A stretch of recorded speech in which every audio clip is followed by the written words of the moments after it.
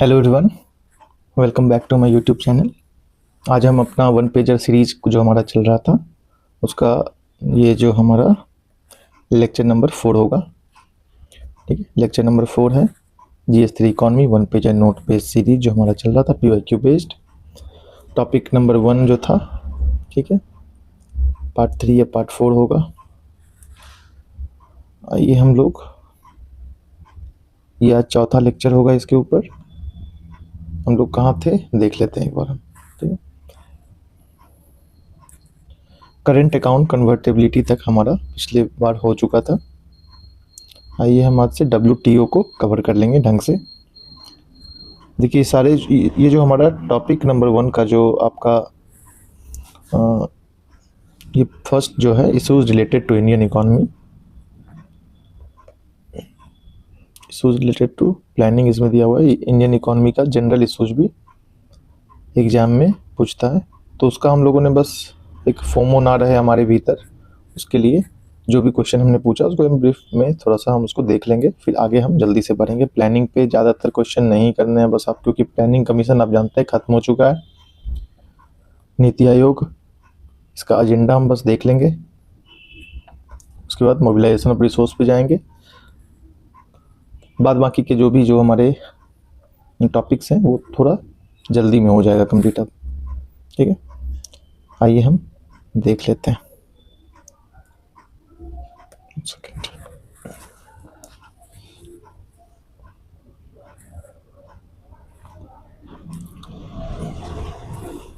हमने देखना था WTO, what are the India's objection to overall functioning. ठीक है, ये तो आज भी इम्पोर्टेंट है ये question.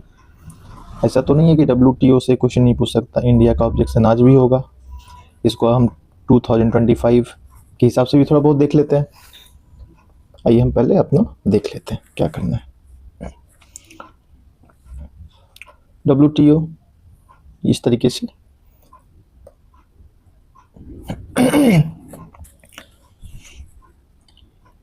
administering existing multilateral trade agreement, forum for new multilateral trade negotiation, to settle trade dispute between member, technical assistance, training for developing economies।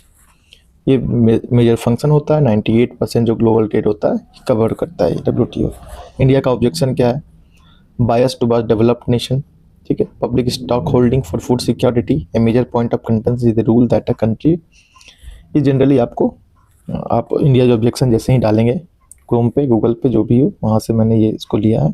कुछ paralysis of dispute settlement mechanism, introduced non trade issues, ठीक है, labour standard, environment, gender under purview of WTO negotiation can be misused as disguised protectionist measure by developed nation.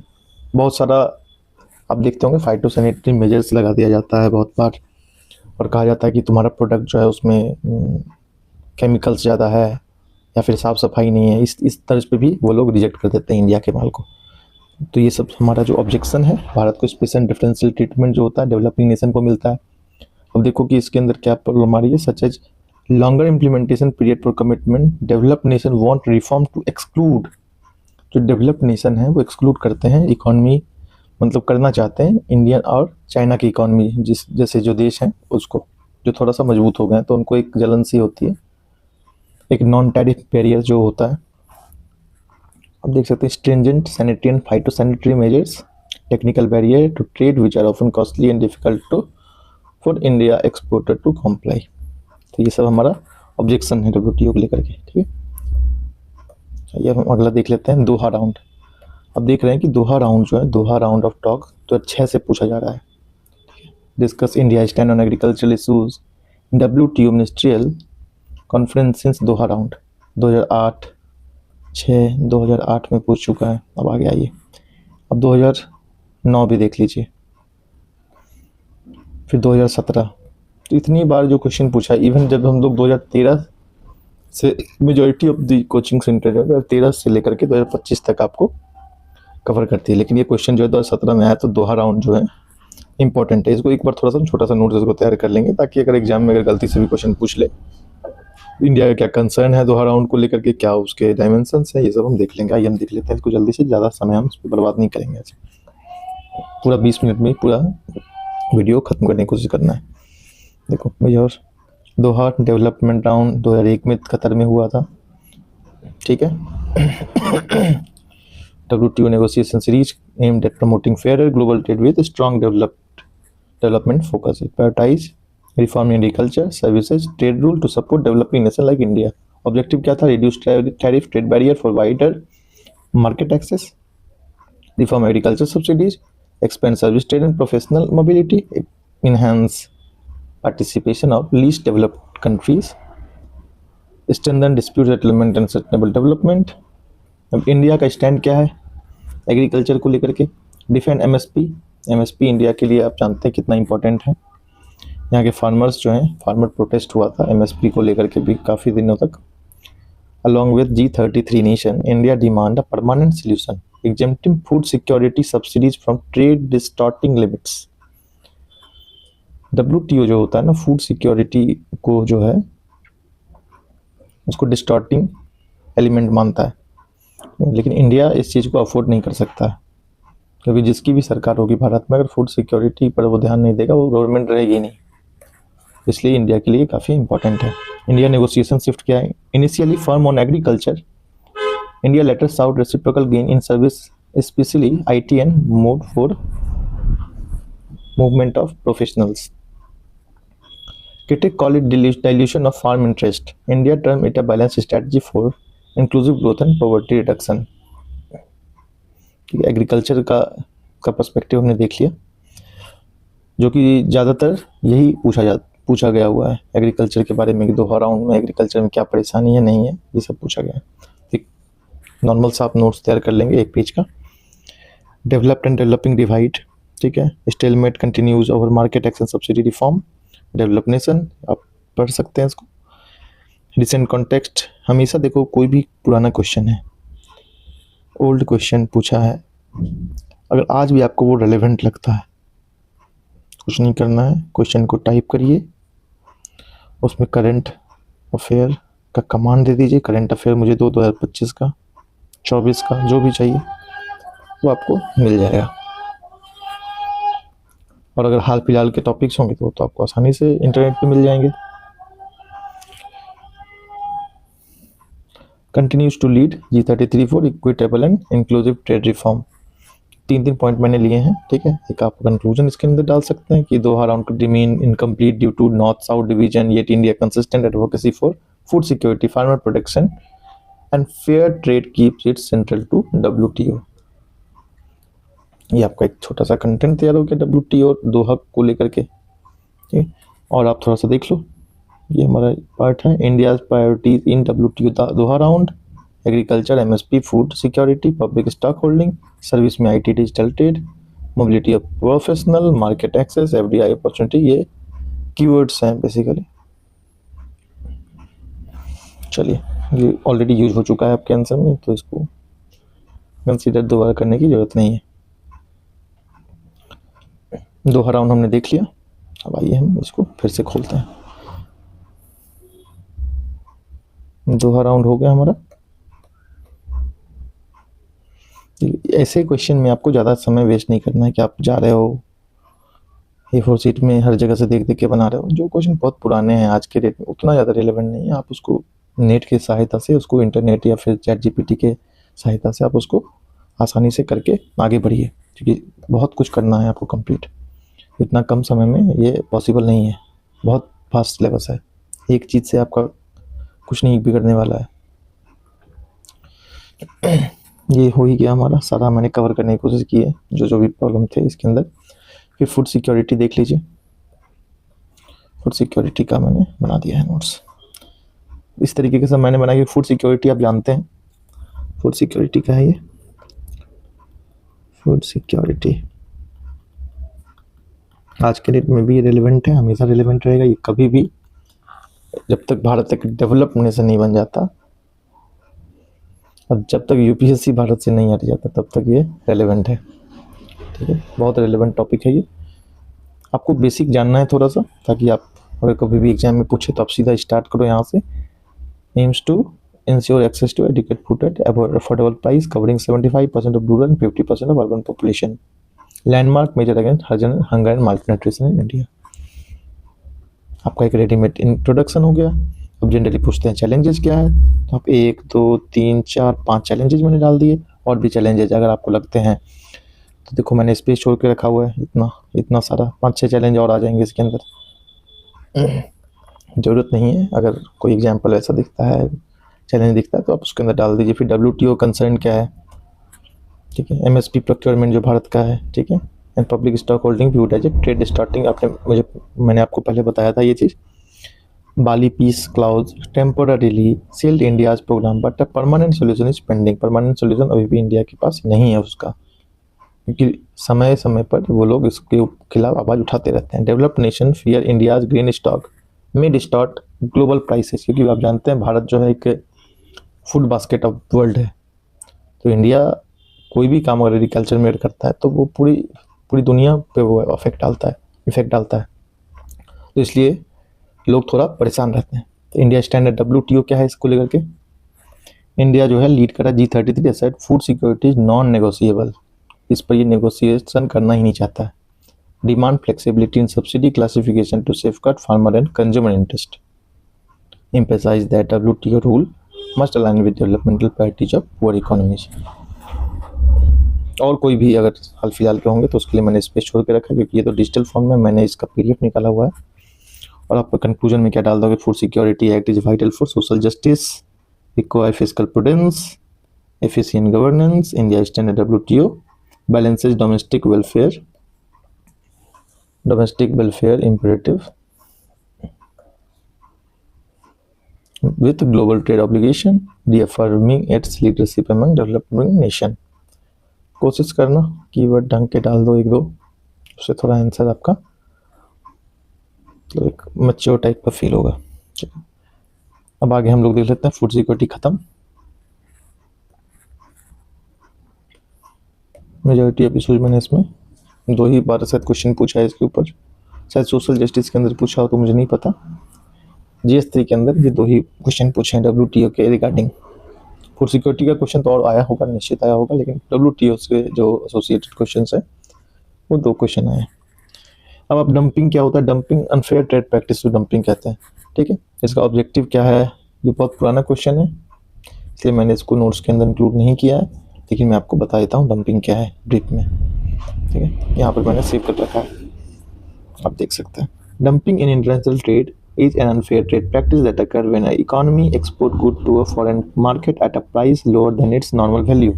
Usually the price it charges in its domestic market or below its production cost. It is a form of international price discrimination. Objective of dumping क्या होता है, मतलब किसी भी market में अपना hold बनाना चाहता है कोई कंपनी, सरप्लस गुड जो होता है उसको खपाना चाहता है कहीं भी, वहाँ पर ज़्यादा हो गया है, कोई चीज़ का प्रोडक्शन ज़्यादा हो गया, डोमेस्टिकली वो चल नहीं रहा है तो निकाल दो अपना, कंपटीशन को एलिमिनेट करना चाहता है। एक तरीके का डंपिंग का अपने देखो ये ऐसे फॉरेन मार्केट के लिए होता है, लेकिन एग्जांपल अगर लोकल हम दे तो आप देख रहे होंगे जियो जिस तरीके से निकाला होगा अपना 2015-16 के अंदर कितना सस्ता डेटा दे रहा था, सारी कंपनियों का अपना डेटा बंद कम करना पड़ गया। लेकिन ये डंपिंग नहीं है भारत के केस में, ये फॉरेन जब हम लोग सामान बेचते हैं एक्सपोर्ट इंपोर्ट के टर्म में इसको यूज किया जाता है to develop new trade relation, ठीक है। अब WTO का प्रोविजन आप देख लें, in the AD agreement set out multilateral rule for imposing anti dumping measures. आप सीधा इसको क्या करना, गूगल पे जाके इसको देख लेना, थोड़ा सा आपके माइंड में ये रह जाएगा, इसको मैं ज़्यादा यहाँ पर टाइम नहीं दूंगा इसके ऊपर। अब आगे हम लोग देख लेते हैं agreement on agriculture. What are major provision of agreement of agriculture in context of World Trade Organization? 2004 का क्वेश्चन है।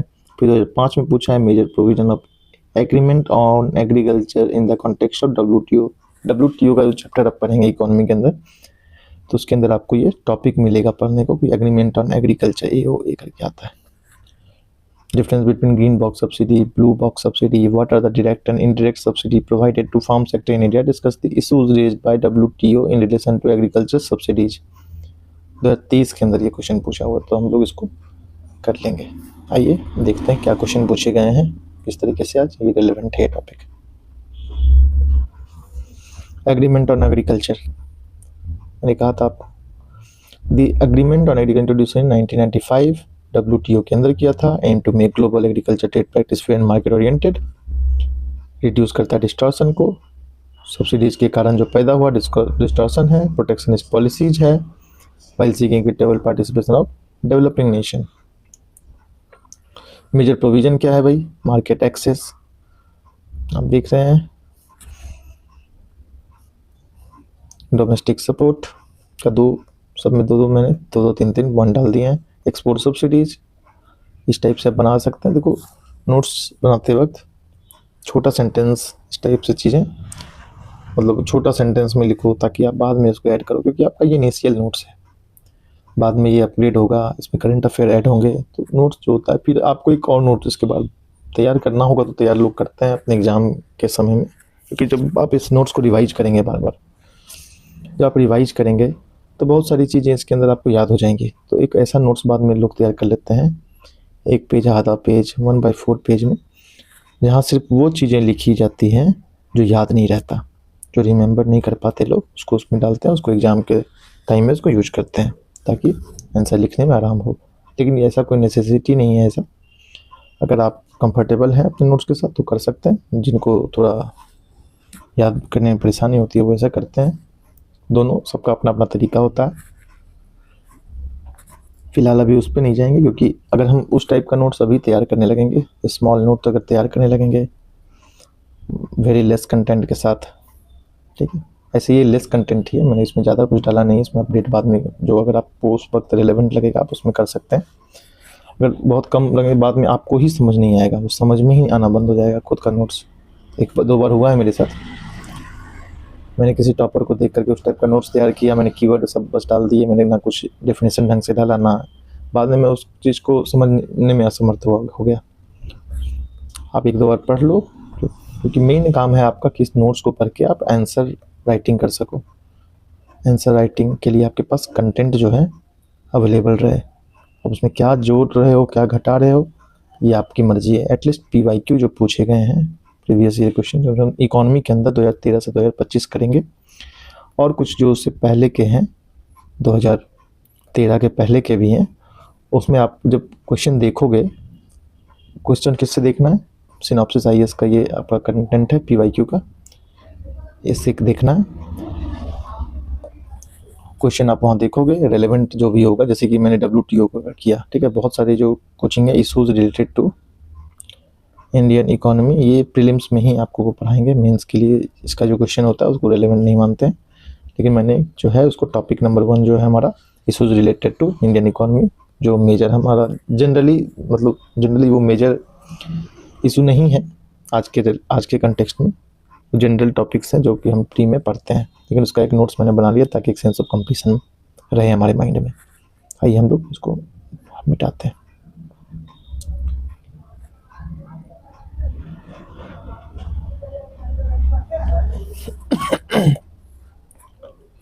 Green box, blue box, amber box, ठीक है, MSP, fertiliser, power, irrigation subsidy, trade distortion level high, trade distortion level high होता है, trade distortion level moderate होता है blue box में, green box में होता है ट्रेड डिस्टॉर्शन लेवल मिनिमल। ये क्वेश्चन पूछ चुका है सब्सिडी बॉक्सेस के बारे में। एक बार फिर से अपना क्वेश्चन देख लेते हैं।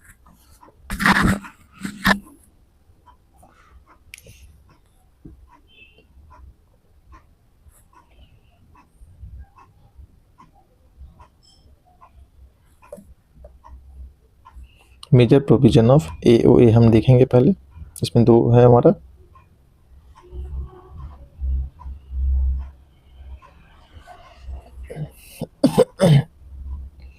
इंडिया एग्रीकल्चर सब्सिडीज जो है हमारा, डायरेक्ट सब्सिडीज क्वेश्चन मैंने देखा, आप देख सकते हैं। Direct subsidies, indirect subsidies provided to farm sector of India, क्योंकि ये रिलेवेंट है आज के कॉन्टेक्स्ट में ही मैंने इसको ज़्यादा ध्यान में देकर के क्वेश्चन नोट्स बनाया है। Discuss this issue raised bye WTO, इसको मैंने एड्रेस करने का कोशिश किया और मैंने इस टॉपिक को यहीं पे क्लोज कर दिया था, क्योंकि अननेसेसरी अगर आप सारी चीज़ों को कवर करेंगे तो इतना हमें पता होना चाहिए कि कितना करना है, कौन सी चीज़ें करनी है, तो इससे सहूलियत आपको मिलेगी। एग्रीमेंट ऑन एग्रीकल्चर, ठीक है, थोड़ा सा मैंने इसका PYQ देख लिया, ये क्या पे डिपेंड करता है ये, ठीक है। WTO बॉक्सेज हम देख लेंगे, green box, blue box, amber box. देखो ग्रीन बॉक्स, ब्लू बॉक्स, जितना भी बॉक्स था हमने सारा देख लिया। मेजर प्रोविजन भी हमने देख लिया, ठीक है। ये भी हो गया, ये भी हो गया, ये भी हो गया, इसको हमने कर ही लिया। ये आपका टॉपिक शॉर्ट में कंप्लीट हो गया। अगर आपको ऐड करना है ऐड करिए, घटाना है घटाइए, ये आपके ऊपर डिपेंड करता है। मतलब एटलीस्ट एग्जाम, एटलीस्ट अगर इस टाइप पे क्वेश्चन आता है तो आपका कंटेंट आपके पास होगा थोड़ा बहुत। डायरेक्ट सब्सिडीज, इनडायरेक्ट सब्सिडीज क्या क्या होता है ये आप पढ़ लें यहाँ से। इसको हटा देता हूँ। This ensure farmer welfare but are viewed by WTO as amber box. Amber box आप देख सकते हैं, हाई लेवल डिस्टॉर्शन मानता है। अब इशूज रेज्ड बाय WTO क्या है? इंडिया MSP पब्लिक बोले तो इंडिया के MSP से बहुत परेशानी है, लेकिन इंडिया मजबूर है, हटा भी नहीं सकता। Developed nation claim India large stockpile stock global grain prices. India reliant 2013 Bali peace clause for protection but seek a permanent solution under G33 coalition. Current context, मैंने आपसे कहा था करंट कंटेक्स्ट आप ऐड करें कोई भी question के अंदर, तब जा करके वो जो पुराना क्वेश्चन है आपका, ओल्ड क्वेश्चन है, वो आज रेलेवेंट हो जाएगा, ठीक है। वो नोट्स आपका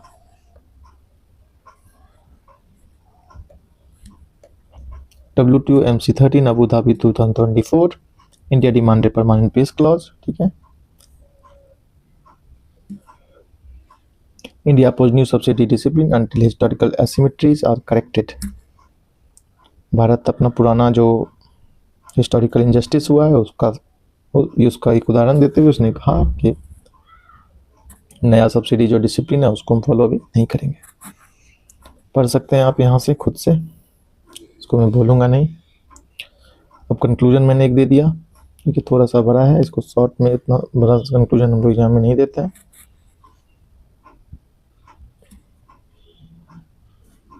UPSC वैल्यू एडिशन क्या है भाई?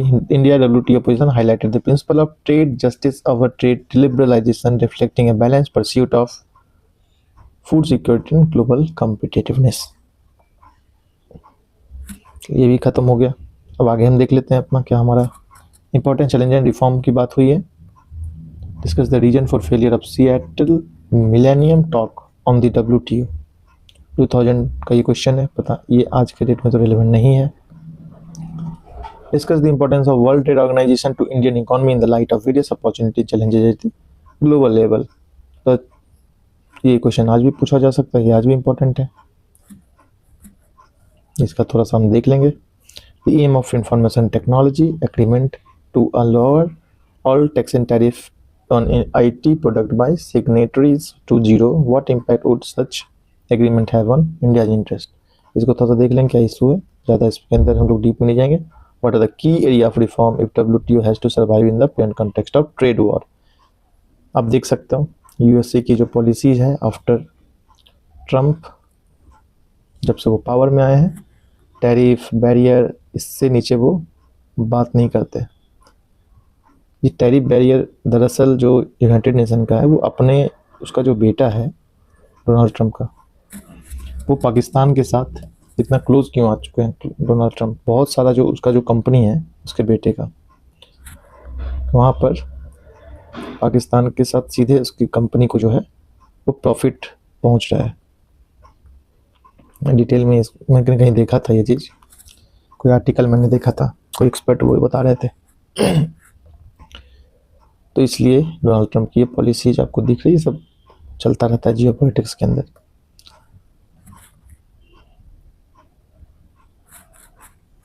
अमेरिका के लोग खुद डोनाल्ड ट्रम्प से परेशान हैं। तो ये बहुत इंपॉर्टेंट क्वेश्चन है आज के कंटेक्स्ट में भी, तो हम लोग इसको देख लेते हैं एक बार। क्या मैंने इस पर बनाया notes? WTO important challenge and reform, importance of WTO to the Indian economy, ये कंटेंट मैंने लिया है। एक मैंने इंट्रो डाल दिया कि WTO क्या है भाई, कब हुआ, 160+ नेशन के साथ है, promote rule based multilateral trading system. आप इतना याद कर लोगे, हर जितना भी कभी WTO पे सवाल आएगा आप इसको डाल सकते हो। इंपॉर्टेंस क्या है भाई? Market access, state facilitation, agriculture safeguard, service sector gain, dispute settlement. Challenges क्या है ग्लोबल लेवल पे ऊपर? Trade war and protectionism, subsidy asymmetry, non barrier trap tariff, dispute body paralysis. ठीक है, appellate body remain defunct. Reform priorities for WTO, India के perspective में क्या है? रिवाइव डिस्प्यूट सेटलमेंट जो मैकेनिज्म है उसको रिवाइव करें। Ensure equity in subsidy rules to address developed country distortion. Secure a permanent solution for public stock holding and food security.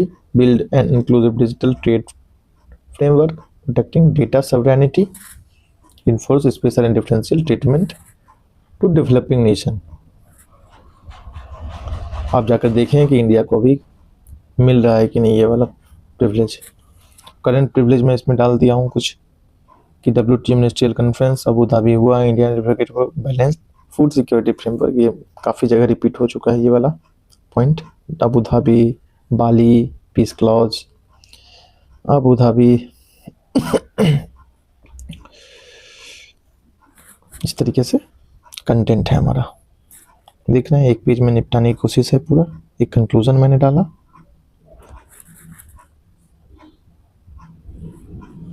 फिर एक डायग्राम मैंने यहाँ पे डाल दिया, Indian WTO opportunities versus challenges. Opportunities क्या है? Market access, service liberalisation, food security, advocacy, rule based dispute resolution, trade war and protectionism, non barrier. ये चैलेंजेस हमारा हो गया। Non barrier trade, tariff barrier, sustainability norms, developed nation, subsidy advantage, WTO institutional paralysis. India's path forward क्या है? Reform, equity, digital inclusion, food sovereignty. ये हमारा खत्म हो गया। अब फ्री ट्रेड जो है हमारा, ये प्योरली जो है हमारा प्री का टॉपिक था। वर्ल्ड ट्रेड एंड IMF जो है इसको हम लोग नहीं करेंगे। स्पेशल ड्राइंग राइट सब कोई जानता है। आप UPSC की तैयारी कर रहे हो, स्पेशल ड्राइंग राइट्स आपको नहीं पता है तो आपको इकोनॉमी थोड़ा सा ढंग से पढ़ने की जरूरत है। IMF, WTO, फिर और भी जितने इकोनॉमिक इंस्टीट्यूशन हैं, ग्लोबल इकोनॉमिक इंस्टीट्यूशन, उसको जाके पढ़ें। प्रीलिम्स के लिए जब हम लोग पढ़ते हैं बुक, प्रीफर करिए कोई पतला सा शंकर गणेश टाइप का बुक, एक बार उसको अच्छे से रीड कर लीजिए, उसके बाद मेंस के नोट्स मेकिंग में आइए। फ्री ट्रेड में हम लोग जल्दी से देख लेते हैं क्या परेशानी है। 2025 के कॉन्टेक्स्ट उस पर लेते हैं। What are the challenges before the Indian economy when the world is moving away from free trade and multilateralism to protectionism and bilateralism, how can the challenges can be met.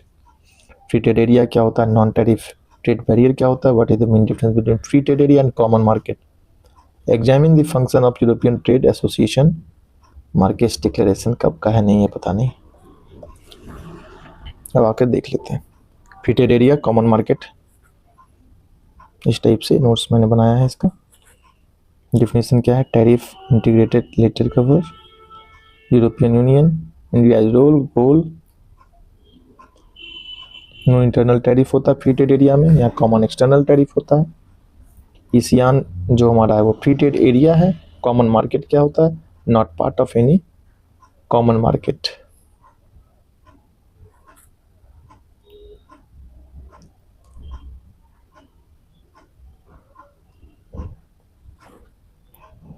Free movement,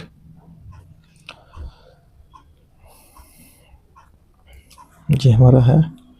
फिर आगे देखिए non tariff barrier जो हमारा question था उसको मैंने define किया। Measure other than tariff than that restrict trade. Import quota क्या क्या होता है इसको आप याद से याद करिए, ये यूज होता है आपके इकोनॉमी के अंदर, ये जरूरी है। ठीक है, आपको एक समझ होनी चाहिए नॉन टैरिफ ट्रेड बैरियर क्या होता है, टैरिफ ट्रेड बेस्ड बैरियर क्या होता है, ये सब आपको पता होना चाहिए। Global current shift from free trade to protectionism. US China trade war चल रहा है, भारत भी लपेटा जा चुका है US के द्वारा। EU green protectionism, green D के नाम पे, पोल्यूशन के नाम पे जो टैक्स आपसे वसूल लेते हैं वो लोग, उसी के बारे में ये protectionism. Reshoring and friendshoring post COVID Ukraine war.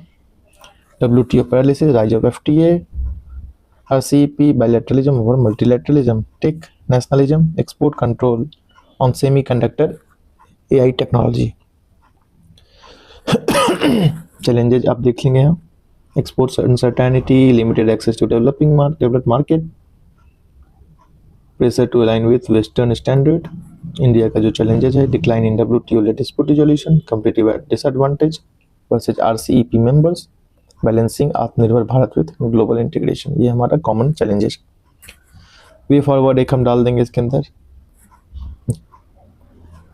आप यहाँ पे देख लेंगे। अब मैं इसको बोल नहीं पाऊंगा, थक गया है मेरा बोलता बोलता।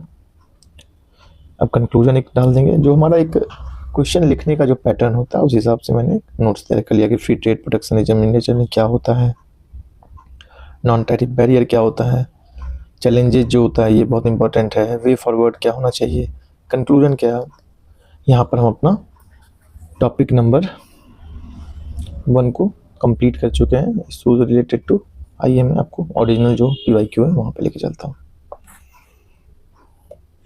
देख लिया हमने, ये देख लिया, ये देख लिया, ये देख लिया, ये देख लिया, ये हमने देख लिया, ये हमने देख लिया, ये हम देखेंगे नहीं क्योंकि प्री का टॉपिक है। आप वहाँ जाके ढंग से करिए। हर चीज़ को अगर नोट्स में डालेंगे तो नोट्स ऑलरेडी थोड़ा सा बड़ा है क्योंकि एक सेंस ऑफ कंप्लीशन मुझे चाहिए था। मैं अपने लिए नोट्स तैयार कर रहा हूँ, मुझे बार बार ये ना लगे कि ये चीज़ छूट गया, वो चीज़ छूट गया। तो ज़्यादा समय ना देते हुए जो कम इम्पोर्टेंट चीज़ें हैं उसको सीधा GPT यूज कीजिए, AI यूज कीजिए, उसका नोट्स जल्दी जल्दी तैयार करके वहाँ से निकल जाइए। इसी में बुद्धिमानी है। अब प्लानिंग आज के समय में इम्पोर्टेंट उस तरीके से नहीं है।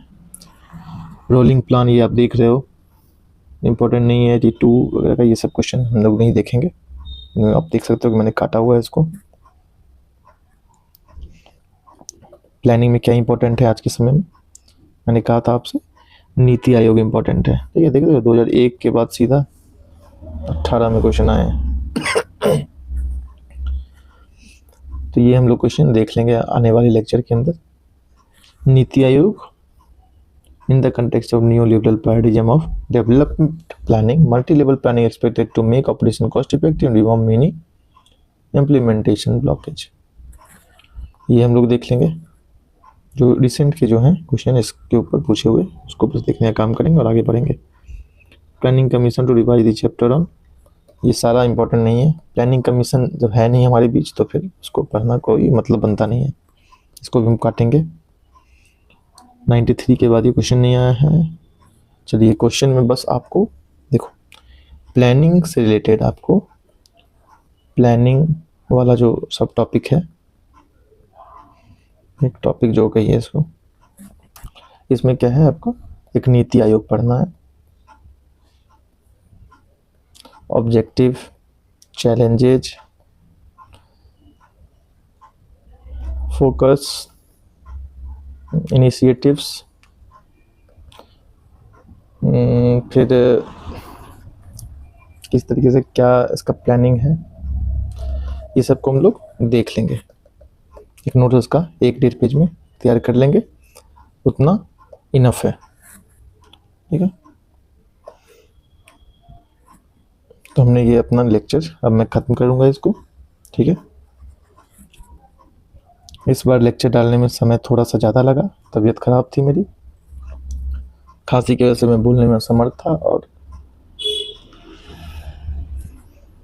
लेकिन अब से रेगुलर वीडियोस में डालकर इसको जल्दी जल्दी मैं ख़त्म कर दूंगा। आई होप कि आपको हेल्प थोड़ी मिली होगी इस वीडियो से। अगर आप देख पा रहे होंगे तो आप कमेंट में ये मुझे ज़रूर बताएं कि क्या सुधार मुझे और करनी चाहिए, क्या मैं गलत कर रहा हूँ, उसका भी मुझे थोड़ा सा आइडिया दे अगर आप थोड़े से जानकार हैं, ताकि मुझे भी एक आसानी मिले। और मैंने एक इकोनॉमी के लिए खास करके अगर आप नेक्स्ट ईयर मेंस दे रहे हैं तो कोई मेंटरशिप का प्रोग्राम आप जरूर ज्वाइन करके रखिए। भले आप नोट्स अपना PYQ बनाइए खुद से, लेकिन आप देख सकते हैं मैंने एक मेंटरशिप का लिया है 7 सर का, GS3 खास करके मेंस का मैंने इनका लिया है। आप देख रहे हो कि ये इंक्लूसिव ग्रोथ से इन्होंने शुरू किया है, काफ़ी बेहतरीन नोट्स है, आप इसको पढ़ें, आप इसको निकलवा सकते हैं और ये आपको काफ़ी हेल्प करेगा। ठीक है, ये आपको टेलीग्राम पे भी मिल सकता है ये नोट्स। मेरा शेयर करना सही नहीं है क्योंकि ये पेड बैच का है। तो आप अगर आपको मिलता है अगर टेलीग्राम से तो आप इसको कंसिडर करें, काफ़ी आपकी हेल्प होगी। एक ढंग से ये पढ़ाते हैं। आपको मेंटरशिप एक कोई ले लेना है, कोई भी, ज़्यादा एक्सपेंसिव नहीं होता है आज के समय में ये ऑनलाइन। एक कोई मेंटरशिप ले लीजिए, मेंटरशिप किसी का भी, चाहे वो सिविल्स डेली का हो, ताकि आपको एक आइडिया होता रहे और ताकि भटकाव ना हो आपका ज़्यादा, ठीक है। और PYQ बेस्ड तो नोट्स आपको तैयार वो भी करके देंगे, लेकिन आपको अगर कोई रेलेवेंट थोड़ा सा अगर अपना नोट्स बनाना है तो थोड़ा प्रीवियस ईयर 2013 के भी पीछे आपको जाना पड़ेगा, खास करके GS1 के अंदर, ठीक है। GS1 के अंदर आपको जाना पड़ेगा। और रही बात इकोनॉमी की, तो इकोनॉमी में आप, एक सेकेंड, देखो इकोनॉमी में आप ऊपर ऊपर जो है अपना नोट्स प्रिपेयर कर लें, ज़्यादा डीप में ना जाकर। फिर बाद में, क्योंकि क्वेश्चन जो होते हैं इकोनॉमिक सर्वे से पूछे जाते हैं एग्जाम के अंदर, इकोनॉमिक सर्वे से उसको आप अपडेट कर लेंगे। उस वक्त जो रेलेवेंट हमारा जो भी अपना न्यूज़ होगा सारा कवर हो जाएगा, एक होलिस्टिक तरीके से आपका उस वक्त कवर हो जाएगा। इकोनॉमिक सर्वे और बजट को अच्छे तरीके से करें, तो क्वेश्चन सीधा वहीं से आते हैं। आप इस बार भी देख सकते हैं, पिछले साल भी देख सकते हैं, सीधा वर्ड टू वर्ड उठाकर क्वेश्चन वहाँ से डाला जाता है UPSC के लिए। क्योंकि जो भी टॉपिक्स आपके मेंशन्ड हैं UPSC के अंदर, वो सारा इकोनॉमिक सर्वे बजट जो है वो कवर करता है। आप ही सोचिए और कहाँ से क्वेश्चन पूछेंगे ये लोग। तो उसको किसी भी कोचिंग का आप कर सकते हो। उसके मेन पर्पस है नोट्स तैयार कीजिए, आंसर राइटिंग कीजिए। इसलिए दिसंबर तक हम लोग अपना सारा नोट्स निपटा डालेंगे। शॉर्ट में क्रिस्प में हमें नोट्स बनाना है ताकि एग्ज़ाम में परेशानी ना हो। उतना शॉर्ट में ही नहीं बनाना, एक मिडिल पाथ लेकर के, मिडिल पाथ वाला जो अप्रोच है उसको फॉलो करेंगे।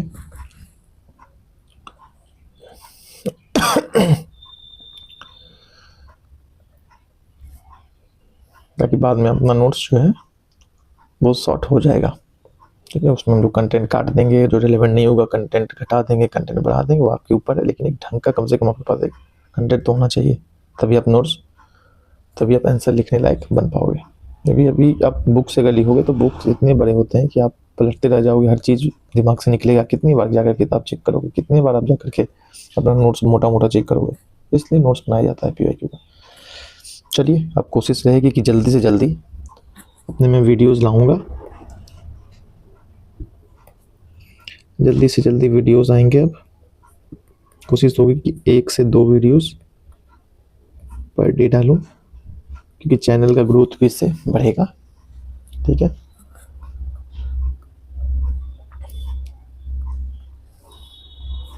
और आने वाले समय में मैं अपना ऑप्शनल जो है उसका भी एक प्लेलिस्ट तैयार करूँगा। क्योंकि मैंने ऑप्शनल जो है फिलॉसफी ऑप्शनल है मेरा, मैंने काफ़ी अच्छे टीचर से पढ़ा हुआ है फिलॉसफी ऑप्शनल, और मैंने बहुत सारी किताबें भी पढ़ी हैं इसके ऊपर। तो मुझे लगता है कि जब मैं देखता हूँ यूट्यूब के ऊपर तो टीचर सेटिस्फेक्शन मतलब वो नहीं मिल पाता जो सर से मैंने पढ़ा, या फिर खुद जो समझ मुझे है फिलॉसफी की, थोड़ा बहुत जो भी समझ है, मतलब उस लेवल का भी वो लोग पहुँच नहीं पाते हैं। तो थोड़ा सा लगता है कि मतलब क्या ही पढ़ा रहे हैं। बहुत से जो टीचर्स हैं आज भी फिलॉसफी के यूट्यूब के अंदर, मैं नाम नहीं लेना चाहता, उनका कॉन्सेप्ट खुद क्लियर नहीं है। किसी ज़माने में UPSC में ऑप्शनल लिया होगा उन्होंने, ठीक है, ऑप्शनल लिया होगा फिलॉसफी, बस फिलॉसफी ऑप्शनल पढ़ाने लगे। खुद का जब कॉन्सेप्ट क्लियर नहीं है, दूसरों का क्या क्लियर करोगे। एक टीचर ने मेरा 3-4 महीना बर्बाद किया था, मैंने खूब उसको मेहनत से पढ़ा, मुझे लगा मुझ में ही परेशानी है। लेकिन कभी भी अगर आपको ये समझ में आए, मतलब आपको ऐसा लगे कि परेशानी आपके अंदर है, तो आप एक बार उस टीचर की तरफ भी जरूर देखना जिससे आप पढ़ रहे हो, ठीक है। क्योंकि परेशानी बहुत बार टीचर में भी होती है, हमेशा स्टूडेंट बेवकूफ़ नहीं होता। बहुत सारे टीचर्स को पढ़ाना नहीं आता, लेकिन वो यूपीएससी के सब्जेक्ट को डील कर रहे हैं, उससे आपको बचना है। ठीक है, चलिए तो मिलते हैं हम लोग अगले वीडियो के अंदर। कोशिश होगी मेरी कि ऑप्शनल और एथिक्स पे भी मैं प्लेलिस्ट अपना बनाऊं, क्योंकि मुझे 2 सब्जेक्ट जो है ये मेरे बहुत दिल के करीब है। मैं इसको पढ़ना और इस पे बात करना बहुत पसंद करता हूँ। ठीक है, धन्यवाद, मिलते हैं नेक्स्ट वीडियो के अंदर। Take care, bye.